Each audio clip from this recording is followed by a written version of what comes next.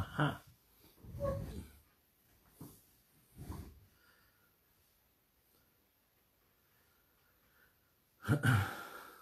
Oi, Lu.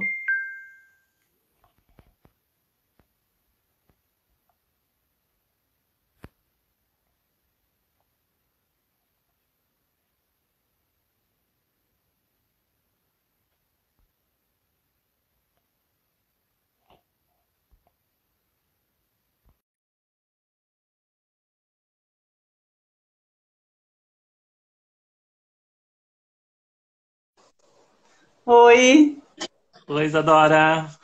tudo bem? Tudo bom? Tava aqui tensa pensando, falei, ai meu Deus, que horas que vai entrar? Será que eu vou conseguir? Eu tava ajeitando minha conexão na internet aqui que deu uma caída bem na hora, Ah, tá. mas Eu pensei resolvi. que eu tava fazendo alguma coisa errada já. Bom dia, inconsciente. Bom dia, inconsciente. Bom dia mesmo, né?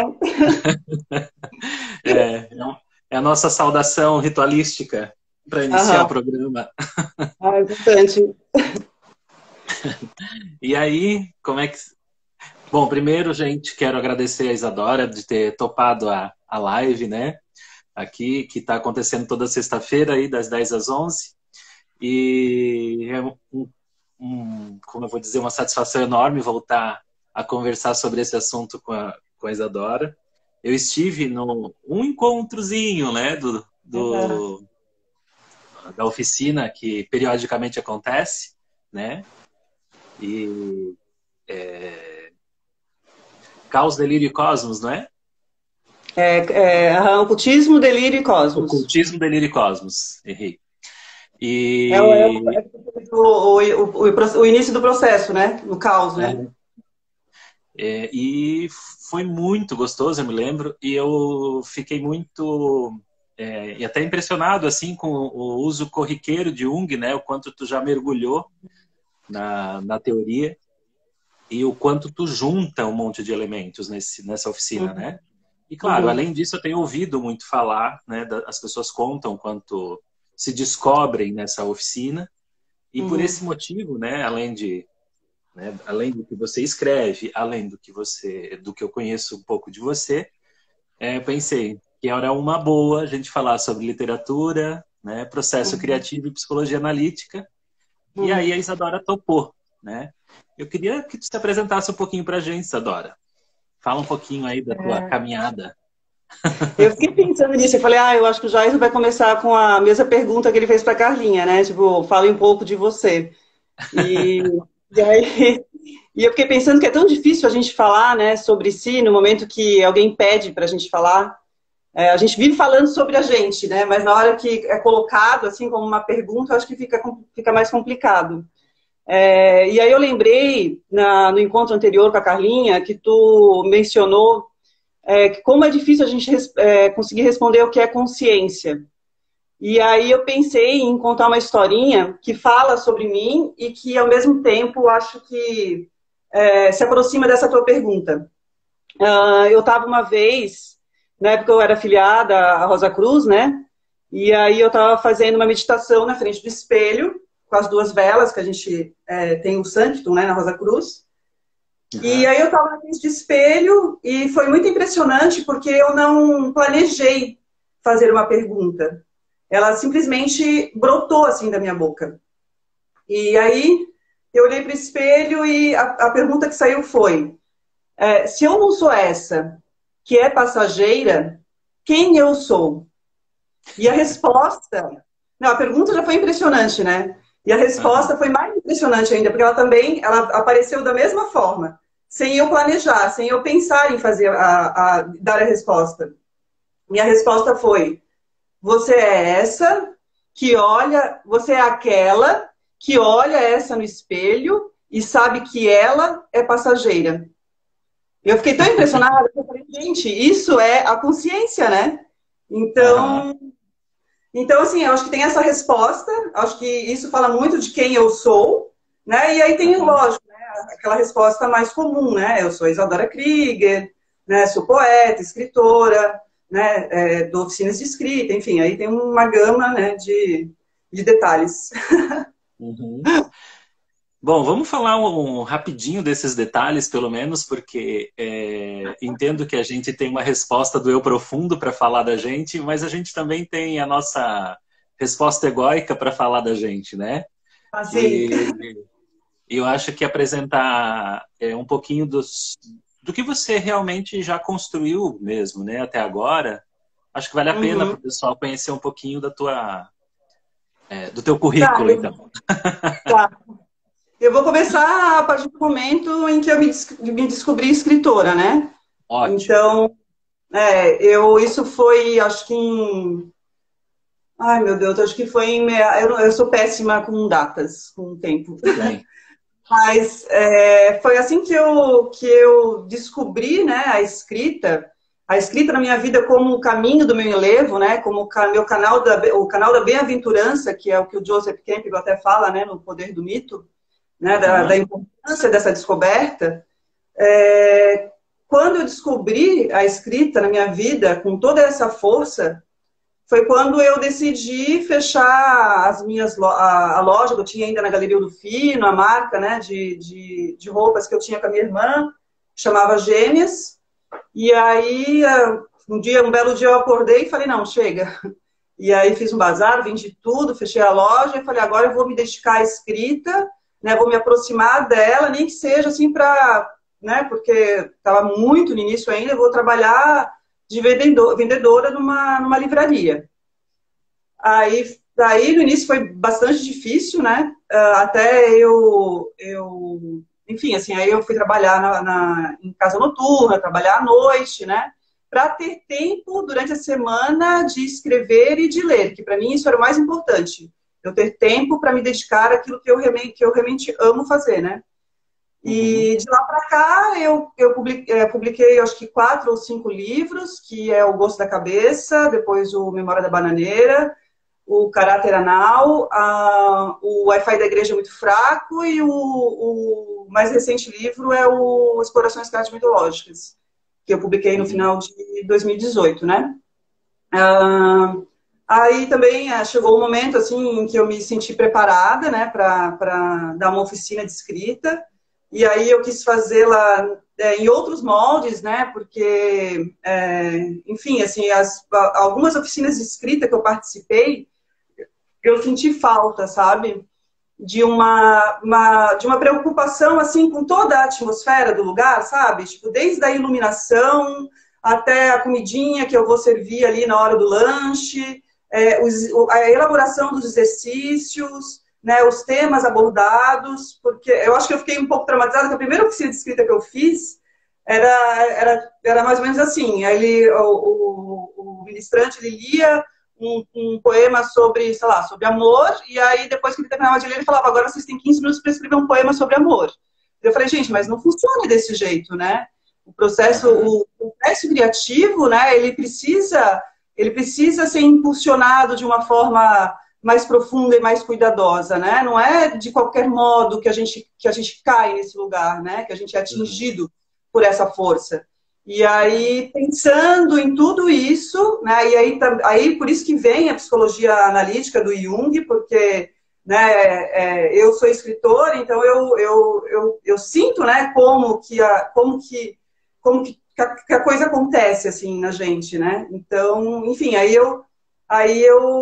eu desenvolvo uma série de exercícios e eu acho assim, né, que também só o fato de tu parar durante a semana, né, é uma ruptura assim no teu cotidiano, no teu dia a dia, na lógica do teu dia a dia, para ir para um lugar, né, à noite, para ficar 3 horas conversando sobre literatura, sobre, sei lá, fluxo de consciência, né, são diversos temas, né, sobre memória, sobre tempo, só isso, né, eu acho que ele já te aproxima, né, desse impulso de criatividade, né. Uhum. Falei Uau! um monte. Você já respondeu a pergunta que eu ia fazer, né? Claro. Sorry. Como a literatura surgiu na sua vida, né? Mas eu acho que a gente pode até mergulhar um pouquinho assim, como a literatura surgiu na sua vida antes desse processo de despertar, assim, né? Como é que o livro, como é que a escrita te vai te cativando ao longo da tua história, então? Eu sempre fui aquela criança que... sabe, aquela criança que se indaga, aquela criança que se sente meio fora, assim, meio à parte, sabe? Que para e pergunta, assim, o que eu estou fazendo aqui nesse lugar? Então, eu acho que eu já trouxe isso, né? Algo inerente, assim, não sei como, mas é. E aí eu escrevia quando eu era pequena, assim, eu era muito nostálgica, escrevia uns poeminhas, assim, né, de que, como a vida é efêmera, como tudo é fugaz, imagina, com 9 anos, 10 anos de idade. E, e aí, mas aí teve um hiato, assim, né, na minha vida que, em termos, assim, de escrita, de literatura, que foi, assim, eu fui uma leitora tardia, né? Eu comecei a ler, assim mesmo, assim, com quase 30 anos de idade, embora minha mãe, né? A minha mãe sempre... Mãe, acho que ela está por aqui.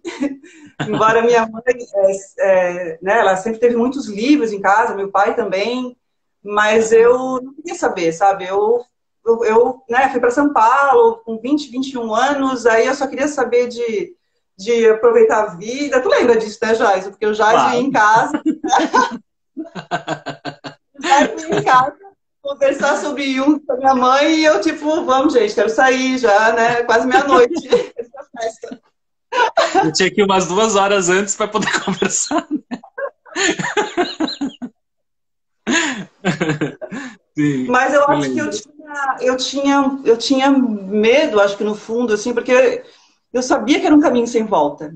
Eu sabia que era um caminho sem volta e eu acho que eu tinha esse medo mesmo de se deparar, de olhar para dentro, sabe? De olhar para si, né? E até que foi meio que tipo, né? Foi por livre e espontânea pressão. Porque eu já estava... Aí eu acho que eu li o Fio da Navalha, que a minha mãe me deu de presente. E quando eu li, esse livro me despertou assim, uma vontade, né? Tipo, de ler outros autores. E aí foi uma coisa contínua. Foi contínua, assim, porque um autor começou a me levar para outro, e aí desde então eu nunca mais parei de ler, né? E aí desde tudo, desde ficção, poesia, filosofia, a psicologia analítica, que quando eu descobri, assim, foi, nossa, né? Foi um verdadeiro acontecimento, assim, na minha vida. Mas quando eu falo que foi por livre e espontânea pressão, é porque eu já tinha voltado a escrever, né? E aí eu estava muito mergulhada na escrita, assim, eu passei, acho que uns 3 anos, assim, porque a escrita, ela é muito solitária, né? A gente não consegue escrever, assim, do lado de, sei lá, 10 pessoas, né? Tem um momento ali que a gente precisa, né? Tá só a gente, o texto, né? Aquele silêncio. Eu gosto de escutar música clássica. E aí eu acho que eu perdi um pouco assim o equilíbrio, sabe? Entre o dentro e o fora. E aí eu fui pro contrário, assim, eu fui muito pro dentro. E aí um belo dia comecei a sair na rua e aí começou a taquicardia e aí falei, gente, tô morrendo. Aí né, então, aí eu falei, gente, preciso de força telúrica. Aí fui botar o pé na terra e aí foi quando eu falei, não, gente, não tem jeito, isso é algo que eu trago assim comigo desde a infância e eu preciso assumir, sabe? Eu preciso ler mesmo, preciso escrever mesmo. E aí foi quando eu entrei no caminho, assim, entrei nesse caminho. A Isadora tem trazido assim bastante elementos que a gente consegue pincelar um pouco, assim, né? Primeiro ela traz a questão do chamado, né? Quando ela tem a ruptura de vou parar tudo que eu estou fazendo e vou escutar esse chamado e vou para a escrita, né? É engraçado como quando a gente vê na obra do Joseph Campbell, que ela também já citou, o caminho do herói, né? O caminho do herói ele separa em algumas estações assim, e uma dessas estações, a primeira delas é o chamado, né? E que, claro, envolve... A gente faz esse ciclo inúmeras vezes em situações por motivos diferentes, ele não é linear, né? Mas o que me impressiona é como foi esse chamado para você e como você foi hábil em escutar e corajosa, né? Em fazer essa ruptura. Que são elementos... Desculpa. São elementos importantíssimos, né? Porque a extroversão excessiva, ela nos ensurdece, né? Uhum. Desse chamado. Uhum. Que também é outro elemento que você traz, né? Que daí, quando você escuta, a introversão te acomete. E você fica mergulhado dentro de si. Uhum. E aí, para sair, ficou difícil. Total. E aí foi um trabalhão, né? Porque essa força telúrica, né? E aí a gente já consegue escutar o símbolo, né? Como você precisava de terra, ou como você precisava também participar do mundo do lado de fora, né? Sim. O Jurandir Valência, eu fiz uma residência artística na Casa do Sol, e o Jura, ele falava assim, falava, Isadora, tu é o ser mais incorpóreo que já passou aqui nessa casa.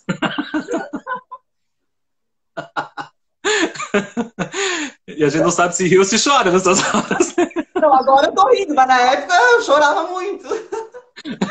Mas é isso, né, Thais? Porque eu acho que a escrita, ela também é paradoxal, sabe? Acho que a escrita, ao mesmo tempo que ela é algo assim que te salva, né, de uma loucura, ela te coloca também ao mesmo tempo à beira do precipício, né? Então, eu acho que é aquilo que o Jung dizia, né? Quem vai pelo caminho do meio vai bem, né? Nem tanto no extremo, nem tanto no outro.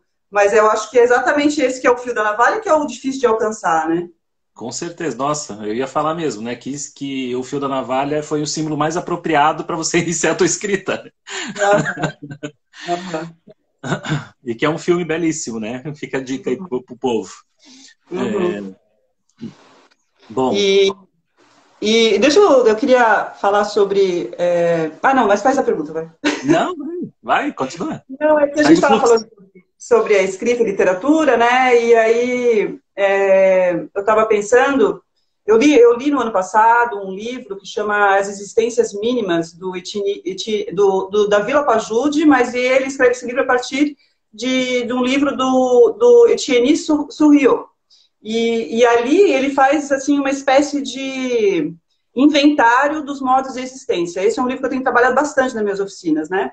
Porque foi uma confirmação assim, do que eu já sentia escrevendo e gestando e criando personagens, sabe? Tinha um amigo meu que falava, Isa, é tão engraçado, né? Tu coloca um monte de escritor junto, parece um chá de bebê, só que no caso é uma gestação psíquica, né? Muito bom. E aí ele faz esse inventário de modos de existência. Aí ele vai para o mundo dos fenômenos, o mundo das coisas, aí tem os seres imaginários e aí tem os seres virtuais, que é nesses seres virtuais que ele coloca mais o foco, né? E ele diz que são os seres virtuais que alimentam a ficção, a arte no geral, né? E eu falei, nossa, foi muito louco, assim, porque foi muito uma confirmação do que eu já sentia, que eu falava, gente, que são modos de existência. Né? Eles têm modos de existência mais sutis, mais frágeis, mas eles existem a seu modo. Né? Eu lembrei assim, de quando eu estava uma vez lá em São Paulo, em 2000 e pouco, dentro de um ônibus, e tinham 3 meninos adolescentes discutindo se a Capitu tinha ou não traído o Bentinho.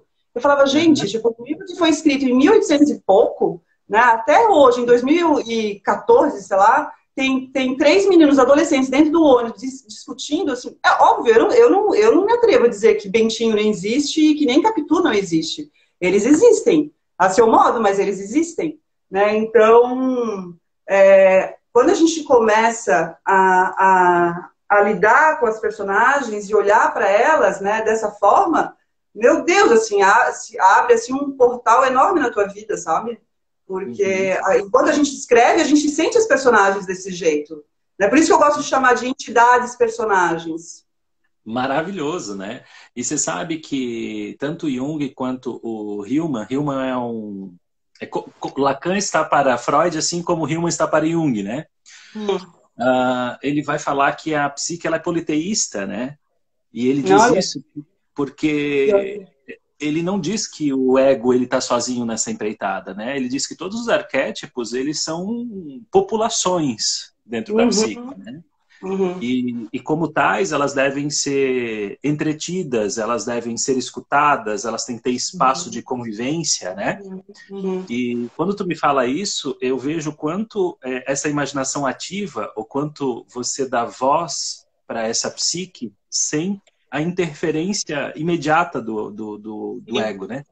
Uhum. E como isso é saudável, porque você acaba descobrindo em você lados seus que precisam, né, participar, então, da tua vida, né? Uhum. Uhum. E você sabe que eu tive essa experiência que tu tá falando também no RPG, né? O Ah, RPG, sim. o RPG para quem não conhece, é um jogo de personagens que hoje em dia tem muito no computador e videogame, mas na época a gente jogava e joga ainda, porque eu ainda jogo. A gente joga com dados, livros e personagens e a imaginação, né? Cada um cria seu personagem. E os personagens começavam a ganhar vida, né? Porque eles começavam a falar, a dizer o que eles queriam fazer, como é que eles queriam se comportar. E eu estou escutando isso de você, né? Aham. Do seu jeito, claro, né? Uhum. Eu Beleza. lembrei também, eu não lembro qual o livro, mas que o Jung vai dizer que pouco importa que, por exemplo, Jesus Cristo existiu de carne e osso, né? Porque ele existe psiquicamente, né? E para a gente parar para pensar em tudo, né, que Jesus vem causando para o bem e para o mal, né? Tipo, das pessoas que agem, né, em nome de Jesus ao longo desses montes de anos, né? Uhum. Eu acho que é isso, né? É? É uma existência tão intensa, né, quanto uma existência de carne e osso. Uhum. Perfeito. Até porque para qualquer existência de carne e osso, ela precisa primeiro passar pela psique, né? Senão ela não é Exatamente. reconhecida. Exatamente. Esses dias, eu comecei a pirar assim, na minha casa, eu comecei a falar, gente, tudo que está aqui na minha frente, um dia foi um conteúdo do inconsciente, né? Para essa cadeira existir, precisou um dia estar no inconsciente de alguém e vir para a luz, para a consciência, para a pessoa ter a ideia de fazer a cadeira. Eu falei, eu parava, olhava e falava, meu Deus. É por isso, talvez, né, que o inconsciente é comparado com uma grande mãe, né? A gente, Uhum, quando pensa num símbolo da grande mãe, a gente só olha... Às vezes a gente fica muito numa direção do feminino e do materno, mas é uhum, materno enquanto que dá origem à consciência, né? A consciência uhum, nasce do inconsciente, né? uhum. Exatamente. E É. isso é muito doido, né? É um fascínio, né?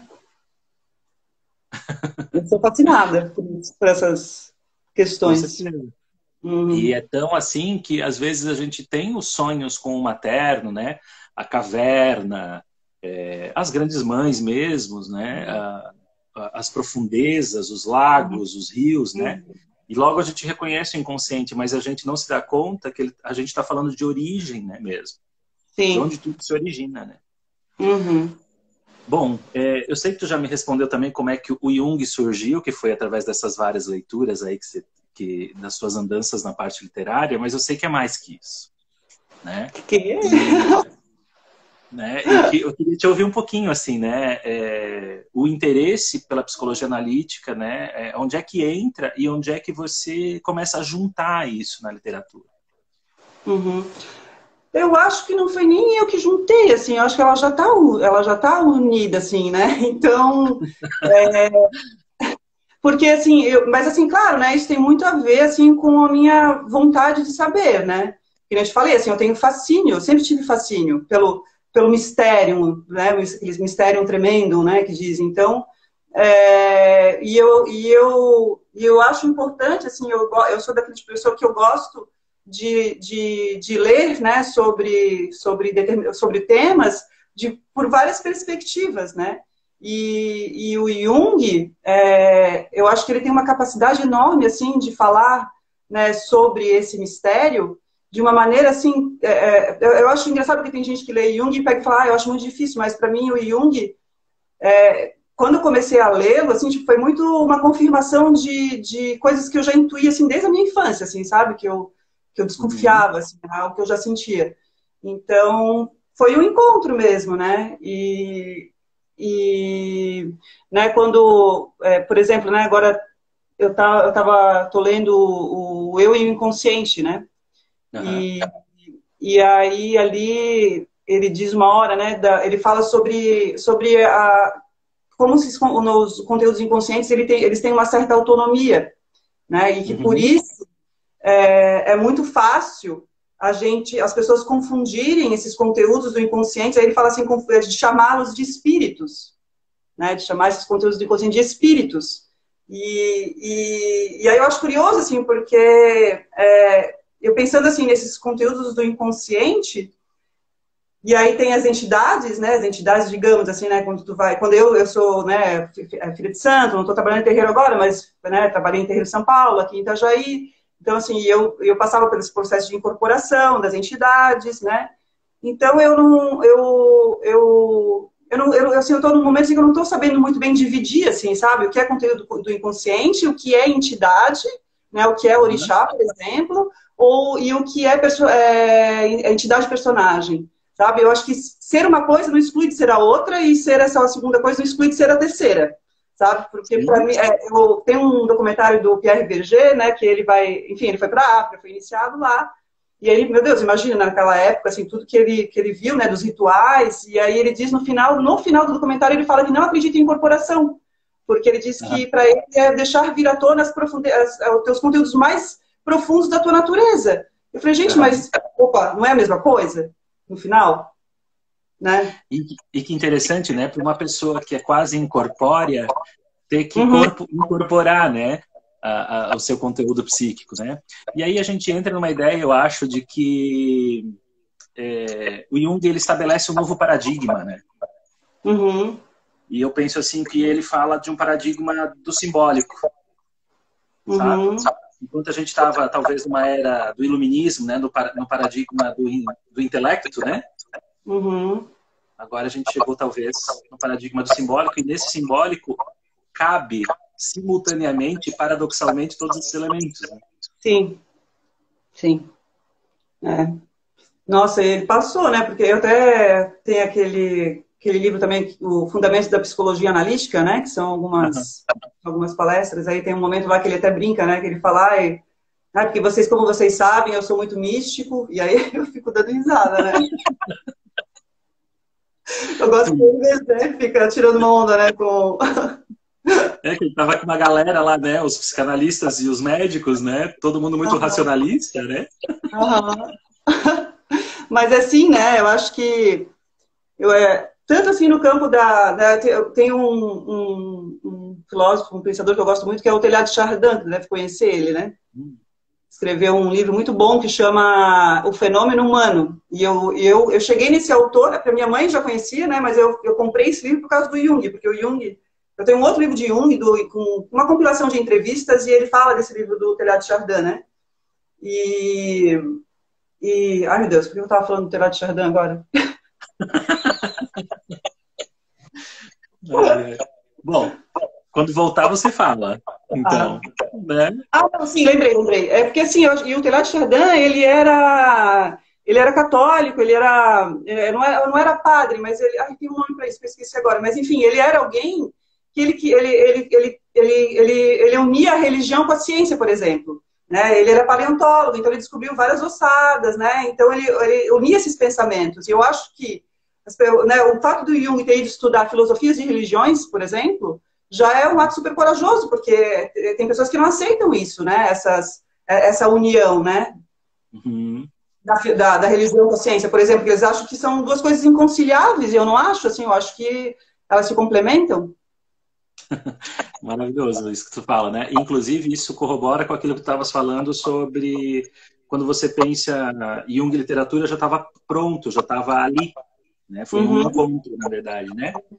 E quando a gente olha para isso, a gente vê que o Jung ele promovia muitos encontros, porque ele sempre dizia assim, gente, eu não estou olhando a religião enquanto um fenômeno fora, eu estou olhando a religião do ponto de vista dentro da psique, né? Como que a gente reage e lida com ela na psique, né?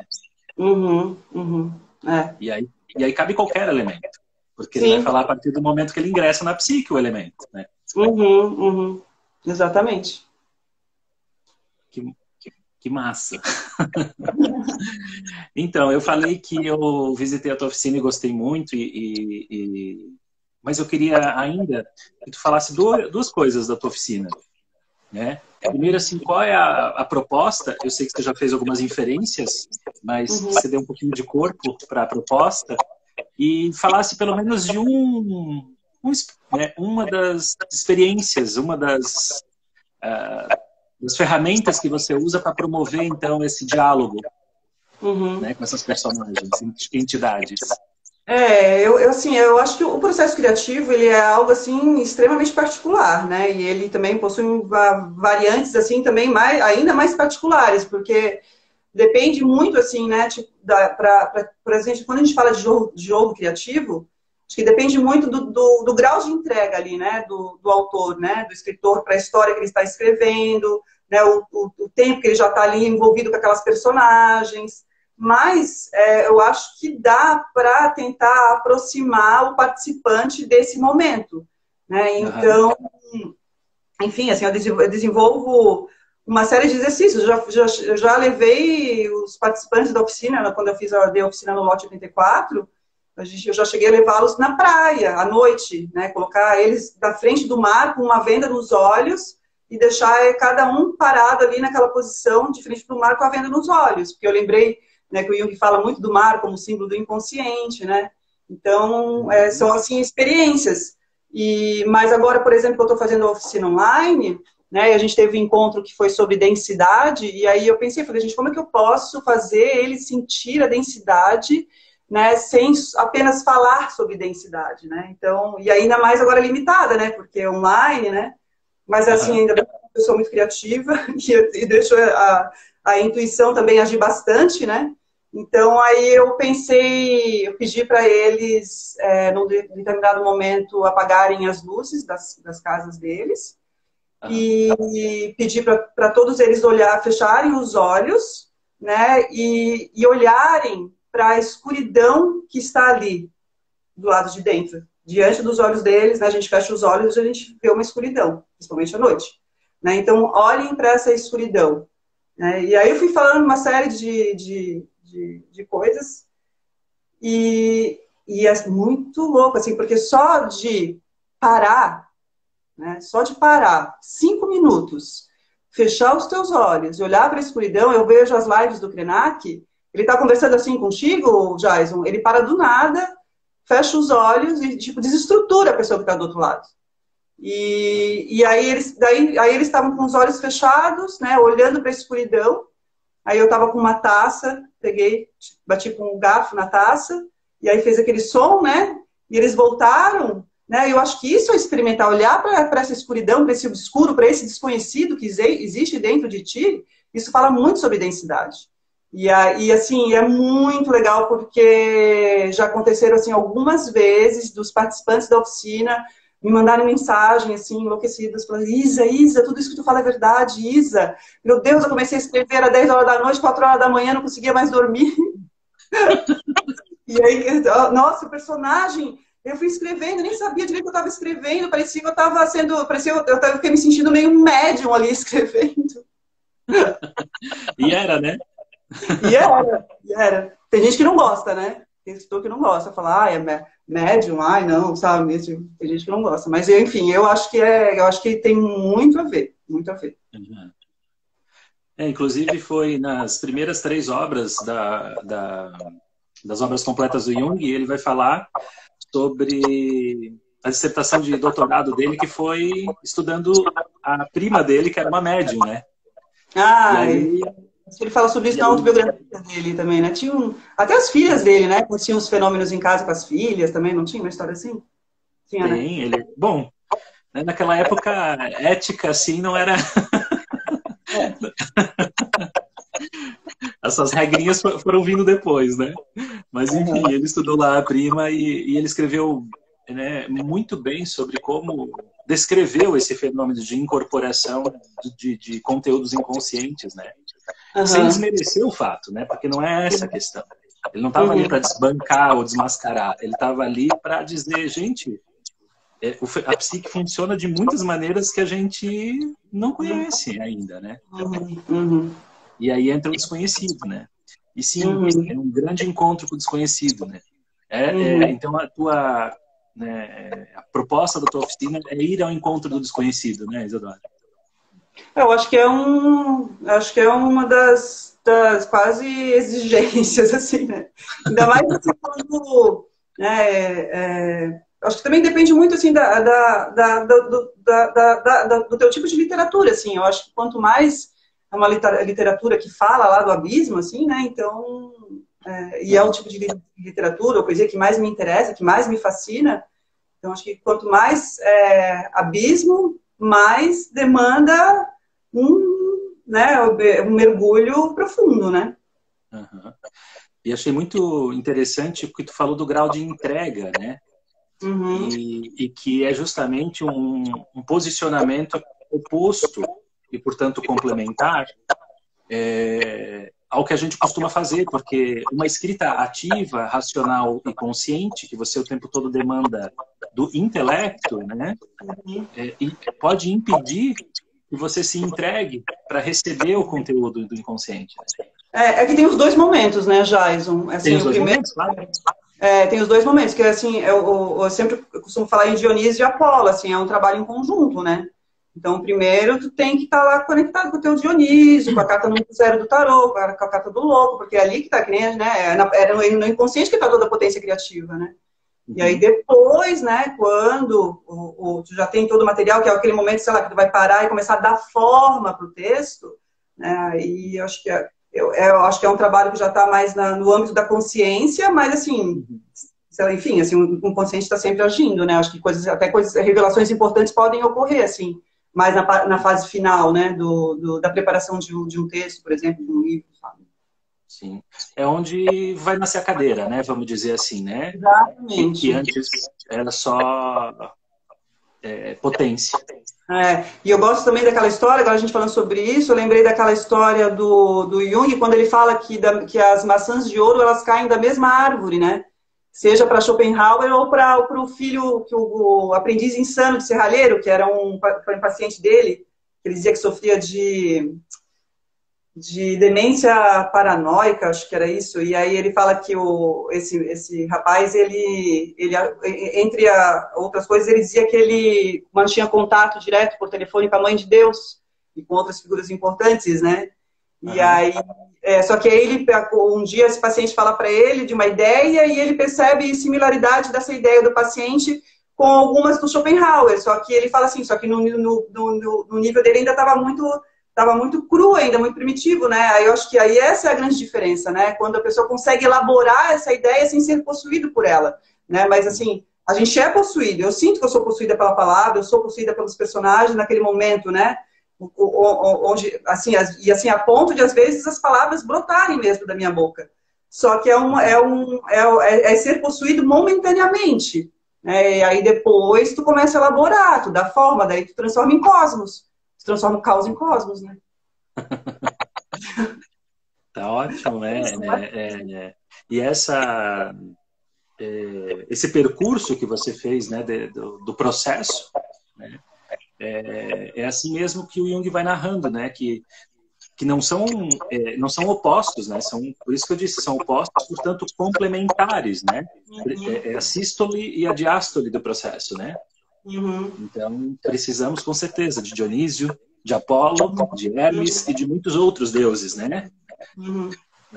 Dos nossos personagens internos aí. O Jung, ele sempre dizia assim, a escrita é a confissão subjetiva do autor. E, claro, eu acho que a gente já falou bastante disso aqui, mas dentro do striptease psíquico possível que você pode fazer, qual é a tua confissão subjetiva?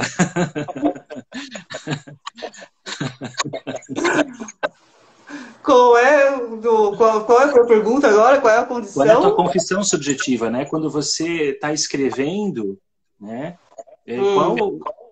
Até onde você chegou em elementos assim cruciais, né? Que são questões que ficam assim batendo em você. Eu fiz análise lacaniana com um analista lacaniano em São Paulo durante uns 5 anos. E ele falava para mim, Isadora, é impressionante como tu se permite muito mais na escrita do que na fala. Né? E na escrita eu permito tudo, Jason. Na escrita, para mim, assim, por mais que às vezes, né, óbvio, assim, tem momentos assim que fica muito difícil, porque às vezes, né, algumas questões de uma personagem vêm muito de encontro com as tuas, né, e é difícil olhar para isso.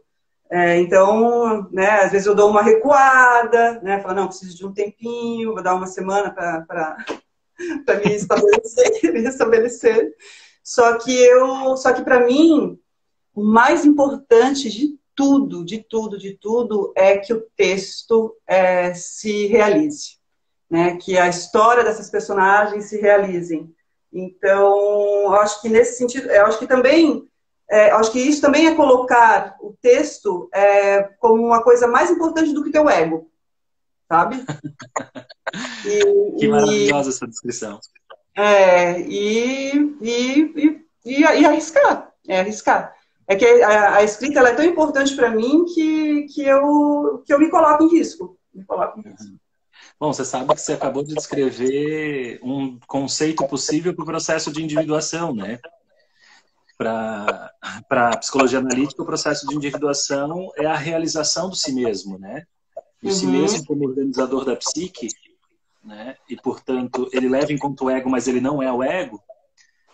O ego fica a serviço desse self, né? Então, você acabou de dizer isso, né? Que realizar o texto acaba sendo isso. Acaba sendo permitir a voz dessas personagens, entidades psíquicas e permitir que elas se realizem. E qualquer coisa também, depois eu coloco culpa nelas. Falo assim, são as minhas personagens, não tem nada a ver com isso. Boa proteção.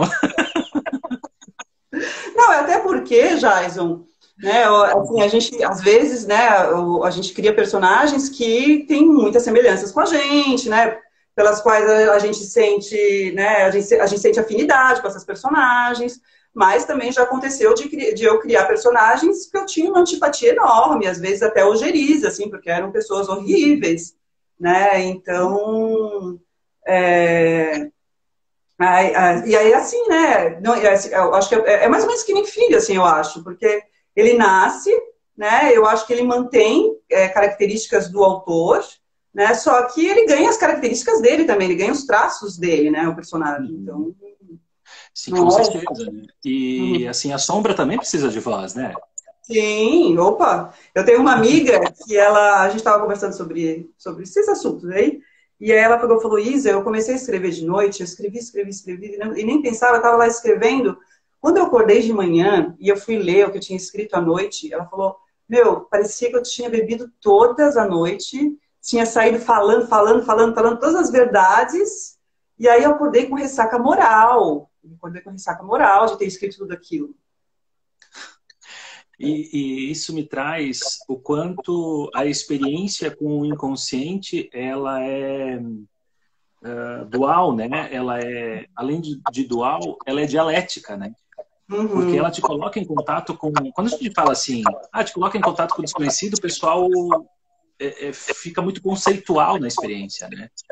Gente, desconhecido é desconhecido mesmo, assim. E é desconhecido no nível que dói, que estranha, que perturba, né?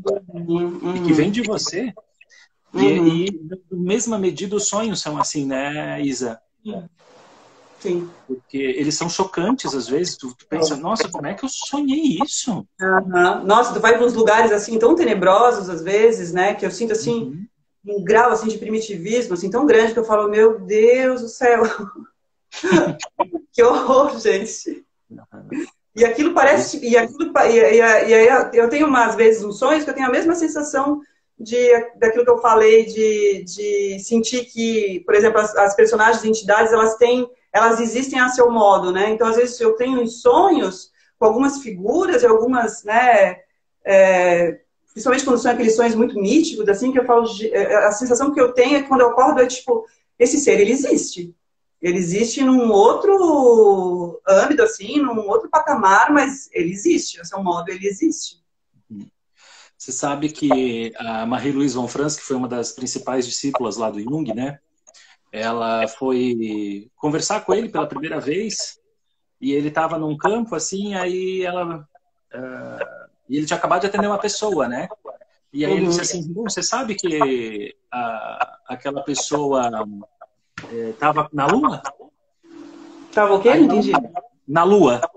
Ah!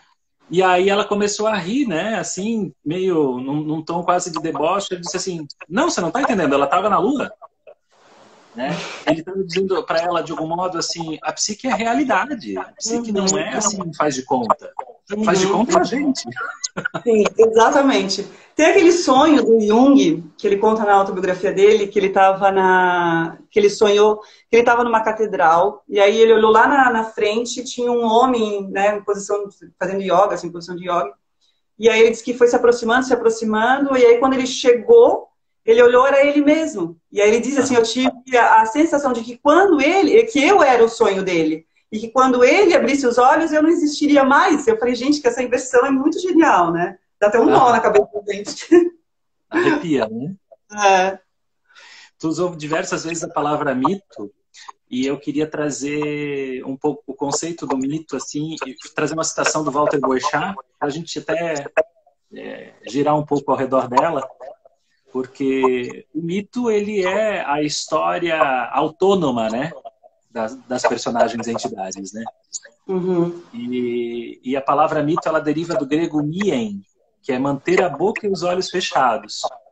E a expressão é oriunda dos antigos mistérios de iniciação, derivados de mien são também mysterium, mistérios, e mystes, palavras que designam os neófitos nos mistérios, ou os iniciados. O mito está associado definitivamente aos mistérios e aos que não podem ser expressos pelo discurso lógico da consciência. Uhum. E conforme tu fosse falando a respeito do teu processo criativo e do jeito que você canaliza as entidades personagens, ficou muito claro para mim, né? Essa situação ficou muito visceral mesmo, porque até a tua experiência da densidade, de olhar para a escuridão, de colocar as pessoas vendadas de frente para o oceano, de serem iniciados no processo de entrega à produção criativa, né, ao processo criativo, me mostra o quanto faz sentido a gente falar de mito na literatura, né? Uhum. Uhum. Eu acho que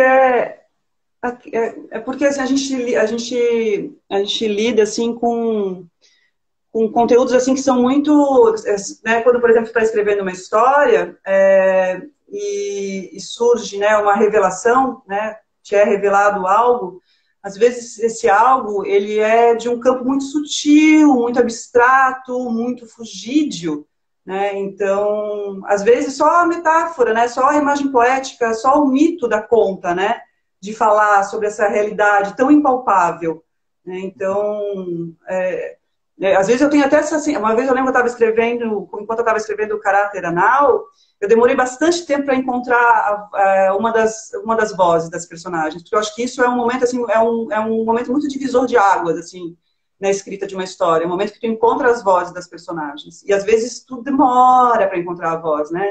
Fica lá tateando, e às vezes tu acha que encontrou, e depois não encontrou. Enfim, aí tinha uma personagem que eu demorei bastante. Eu encontrei muito rápido as vozes das duas primeiras personagens, e da última eu não encontrava de jeito nenhum. Eu escrevia, aí eu falava, não, isso aí não é ainda sou eu aqui, né? A gente percebe quando é o autor querendo forçar a barra, assim, sabe, da voz, mas não é a voz da personagem ainda. Óbvio que isso, assim, é um processo, assim, que se dá bastante pela intuição também, né? E aí até que eu tive a ideia de fazer uma pergunta para essa personagem. Na verdade, não fui nem eu que fiz a pergunta. Na verdade, foram outras personagens que fizeram uma pergunta para essa personagem. Era uma mulher. E quando eles fizeram a pergunta, ela respondeu na hora. E nossa, assim, eu falei, gente, agora é ela. E a sensação que eu tive já era de quase conseguir tocar. Sabe? Eu falei, gente, ela tá aqui, agora eu não te solto mais. Agora tu vai ficar aqui comigo, tu vai terminar essa história comigo, tu vai me contar. Uhum. E também tem muito a ver com a forma, né? A forma adequada para contar a história. Né? Às vezes, eu acho que a forma adequada é aquela forma onde as personagens elas se sentem à vontade para falar sobre elas, entendeu? Que é a forma onde a gente percebe muito quando o texto flui bastante, né? Quando a escrita se torna aquela cascata, né? Então, acho que nesse momento, a gente, né? Opa, eu acho que encontrei a forma adequada para contar essa história aqui. Nossa, como é gostoso te ouvir falar. Que bom. É muito bom te ouvir falar, porque, né, a linguagem metafórica que você vai inserindo, né, vai dando um corpo para a tua ideia, e a gente vai, Uhum, navegando com você, eu diria assim. uhum. Tem uma pergunta aqui da Márcia, ela disse assim: Isa, como foi voltar para Santa Catarina e iniciar a profissão de escritora? Como foi se anunciar como tal? Eu sou escritora. Ah, é que eu sou escritora, gente. Eu fico labutando a minha vida inteira, porque dá trabalho escrever, viu? Dá trabalho. Às vezes tu passa, sei lá, 2 semanas num parágrafo do teu texto. Por isso que eu falo, Aham. tem que gostar muito. E voltar para Santa Catarina, eu voltei em Santa Catarina em 2018, é.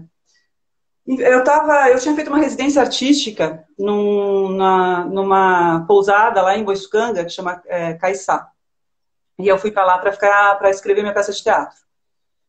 E aí eu passei um mês lá, assim, maravilhoso, só escrevendo, em contato, assim, imediato com a natureza, mar, né? Aquele lugar era lindo, cheio de árvores. Então, assim, foi maravilhoso. E quando eu voltei para São Paulo, eu estava dentro do ônibus voltando para São Paulo, eu, tipo, tive uma catarse dentro do ônibus, assim, que eu não conseguia parar de chorar, de chorar, de chorar, de chorar. E aí eu caí uma ficha enorme, assim, falei, gente, não quero mais morar aqui. Eu quero isso que eu tinha, que eu estava tendo ali durante esse mês, né, ter mais tempo para escrever, ficar mais perto da natureza. E assim, eu sou o tipo de escritora essa é a atmosfera que me inspira, sabe? Olhar para uma bela paisagem, né, ter silêncio. E aí eu cheguei em casa, abri a porta, olhei para minha irmã, falei, eu vou embora, vou embora. Daí eu já cheguei chorando, ela me abraçou, e a gente já tinha, sabe, pensado assim em voltar, né? Uhum. E aí foi, agilizamos a mudança toda, né, de São Paulo para cá. Então, assim, foi uma decisão muito, muito certeira, assim, sabe? Assim, eu sabia que era exatamente isso que eu queria, né? E aí a gente foi primeiro para Antônio Carlos, eu fiquei 1 ano lá, escrevi explorações cartomitológicas lá, e, mas assim, né, eu já vinha fazendo alguns trabalhos aqui, né, em Santa Catarina, né, com o Lote 84, dando as minhas oficinas, e não foi só nessa volta que eu cheguei aqui, opa, Isadora escritora, não, assim, eu já estava fazendo, né, um trabalho aqui, então o pessoal já me conhecia, né. E aí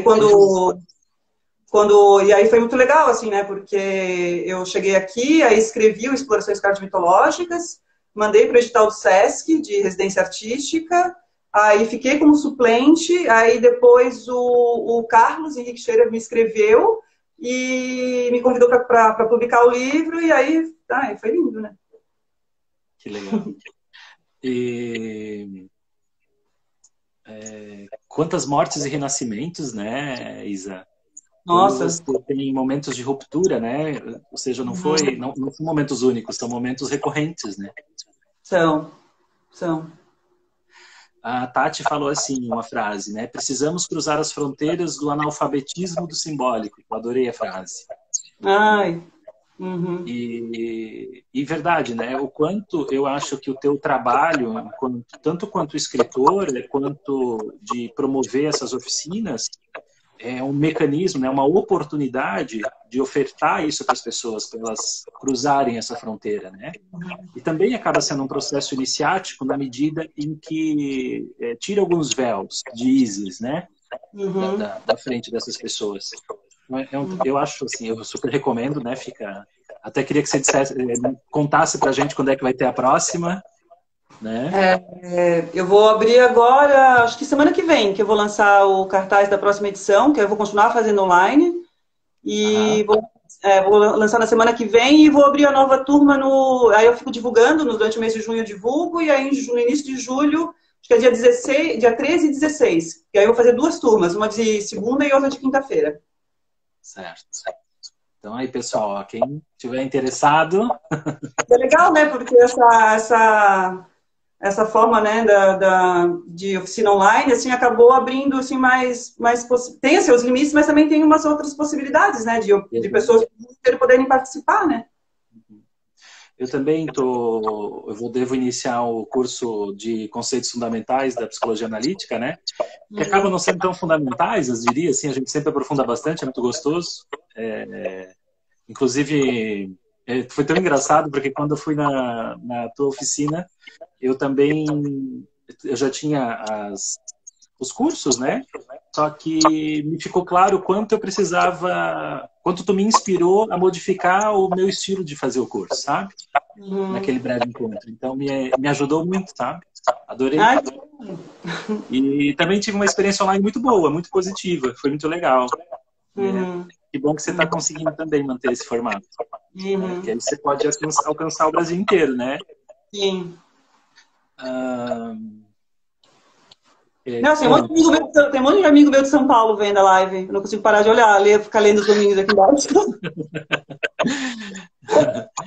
a gente já está nos minutinhos finais aqui, né? Uhum. Isa, conta pra gente quais são os últimos autores que você está lendo? Ai, eu tô lendo agora o livro, aliás, eu acho que tu vai gostar desse livro. Tô lendo do Siddhartha Ribeiro, Oráculo da Noite. Uhum. Oráculo da Noite, acho que é isso o título. Ele é neurocientista, e aí ele faz um apanhado, assim, né, das histórias do sonho. Eu tô bem no início ainda. Aí tô lendo também a biografia do Freud, que é a do Peter Gay. Uhum. Eu, na verdade, eu não tô conseguindo ler muito, assim, sabe, nesses dias, assim, de quarentena, assim, eu acho que tem uma ansiedade, assim, sabe, tipo, que não... É todo um trabalho, assim, pra conseguir parar e... Opa, agora eu vou ler. Uhum. Aí, eu acho que... O que mais que tá ali na minha cabeceira? Ah, tem mais livro, eu acho que tem o do Jung, da religião, como é o nome? O título? Aquele, Jung, Psicologia e Religião, né? Psicologia e religião. Uhum. É isso. Eu comprei agora recentemente naquele sebo que existia ali em Balneário. Sabe, ali na 1500? A mulher, Sim. um dia passou na frente, ela tava aberta. Eu entrei e comprei esse. Esses achados maravilhosos, né? Eu acho que é isso, Jaison. Agora, assim, eu tô lendo outras coisas, mas é tanta coisa que eu já não Sim. consigo mais lembrar também. Esses é os que estão mais fresquinhos, né? Isso, é. Gente, então estamos chegando ao final aí, né? E eu quero agradecer muito, muito, muito, Isadora, né, a tua participação, né? Porque faz carinho na gente, né? Conversar contigo e te ouvir falar da tua experiência, assim, é muito gostoso mesmo. Eu e a Isadora, a gente tinha, uma época atrás, 2 blogs de poesia, né? E a gente ficava trocando, lembra, Isa? Aham, Há aham. uns anos atrás. Há bastante Os tempo, dois, né? faz tempo, faz tempo. Os dois apaixonados e trocando poesia, dizendo, olha isso, olha aquilo. E tinha muita sincronicidade, né? Envolvida. Desde que a gente se conheceu, né, Jaison? Uhum. Então, gente, um beijo, Isadora. Um beijo, Jaison. Amém. Obrigada pelo convite, eu adorei. E beijo para todo mundo que está assistindo a gente aqui. Gente, vai ficar aí publicado, né? Na página do Lote 84, quem quiser rever, tá bom? Um grande abraço e até sexta-feira que vem. Até. Tchau, pessoal.